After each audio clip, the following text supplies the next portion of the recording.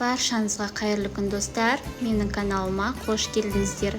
Видеоны көрмес бұрын маған тіркеліп, лайк басуды ұмытпаңыздар. Бүгін сіздерге үйдегі қолжетімді заттармен шайға тез және оңай дайындалатын тіске басар рецептісін ұсынамын. Ал кеттік бірге дайындайық.